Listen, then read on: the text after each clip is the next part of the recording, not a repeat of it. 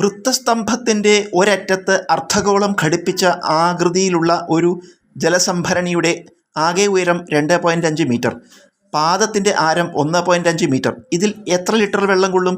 നമ്മൾ ഏകദേശ ചിത്രം വരച്ചിട്ടുണ്ട്. വൃത്തസ്തംഭം എന്ന് പറഞ്ഞാൽ സിലിണ്ടറാണ്. ഇതാണ് സിലിണ്ടർ. ഇതിൻ്റെ ഒരറ്റത്ത് അർദ്ധഗോളം ഘടിപ്പിച്ചിരിക്കുകയാണ്. ഇതിൻ്റെ ആകെ ഉയരം 2.5 മീറ്റർ. ഇത് ആകെ ഉയരം അടയാളപ്പെടുത്തിയിട്ടുണ്ട് 2.5 മീറ്റർ. പാദത്തിൻ്റെ ആരം 1.5 മീറ്റർ. പാദത്തിൻ്റെ ആരം പറഞ്ഞാൽ ഈ അർദ്ധഗോളത്തിൻ്റെ ആരം 1.5 മീറ്റർ. നമുക്ക് ഇതിൽ എത്ര ലിറ്റർ വെള്ളം കൊള്ളും ചോദിച്ചാൽ ഇതിൻ്റെ വ്യാപ്തമാണ് കാണേണ്ടത്. അപ്പോൾ നമ്മൾ രണ്ടിൻ്റെയും വ്യാപ്തം കണ്ട് കൂട്ടണം. ഇതിൻ്റെയൊക്കെ സിലിണ്ടറിൻ്റെ വ്യാപ്തവും, വൃത്തസ്തംഭം എന്ന് പറഞ്ഞാൽ സിലിണ്ടറാണ്. അപ്പോൾ സിലിണ്ടറിൻ്റെ വ്യാപ്തവും അർദ്ധഗോളത്തിൻ്റെ വ്യാപ്തവും കൂടി കൂട്ടണം. സിലിണ്ടറിൻ്റെ വ്യാപ്തം സൂത്രവാക്യം πr² പ്ലസ് അർദ്ധഗോളത്തിൻ്റെ വ്യാപ്തം 2/3 πr³.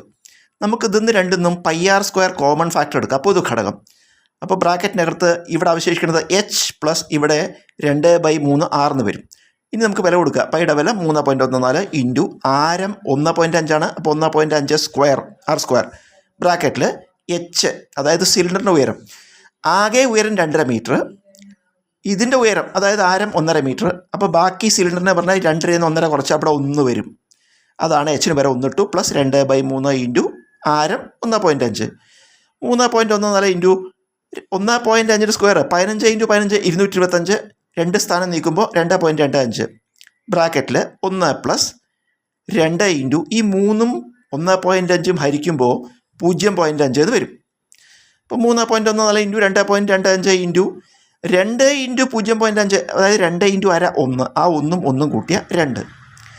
3.14 into 225 into 2 450. അതിൽ 2 സ്ഥാനം നീക്കുമ്പോൾ 4.50. ഇനി നമുക്ക് 314നെ 45 കൊണ്ട് ഗുണിക്കാം. ഈ 0ത്തിന് വരിയില്ലല്ലോ. അപ്പോൾ 314 45 ഗുണിക്കുമ്പോൾ നമുക്ക് 14,130 എന്ന് കിട്ടും. 14,130. ഇവിടെ 2 സ്ഥാനവും ഇവിടെ 1 സ്ഥാനവും 2 1 3 സ്ഥാനം നീക്കി 14.130 മീറ്റർ ക്യൂബ് കിട്ടി. മീറ്റർ ക്യൂബിനെ ലിറ്ററാക്കാൻ 1000 കൊണ്ട് ഗുണിക്കുക. 1000 കൊണ്ട് ഗുണിക്കുമ്പോൾ ഈ 3 സ്ഥാനം പോയിട്ട് ഉത്തരം 14,130 ലിറ്റർ.